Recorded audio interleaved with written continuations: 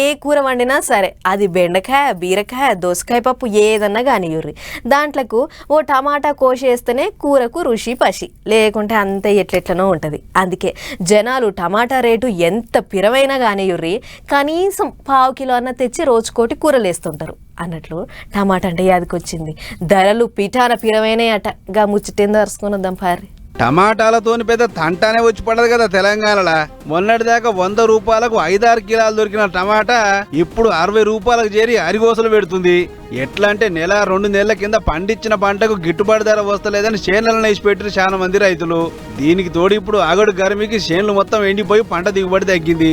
సరే అట్లనైనా ఎంతో కొంత నయం అనుకుంటే మూలిగే నక్క మీద తాటి పండు పడ్డట్టు ఓ దిక్కు చేనుల మందుల ఖర్చు పెరిగే, ఇంకో దిక్కు పెట్రోల్ డీజిల్ రేటు పెరిగే, ఇక సరుకు రవాణా చేసే బండ్ల కిరాయిలు పెరగవా?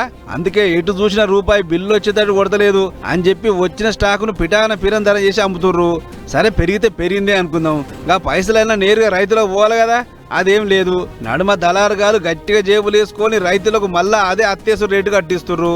మొత్తానికి డిమాండ్ దగ్గర సప్లై లేకపోవడమే ఈ పెరుగుదలకు కారణం అంటారు నెటిజన్లు. అట్లని టమాటా ఒక్కటే కాదు సుమా, బీరకాయ దోసకాయ బెండకాయ ఏది ముట్టుకున్న సుధా పిరమే ఉన్నాయి.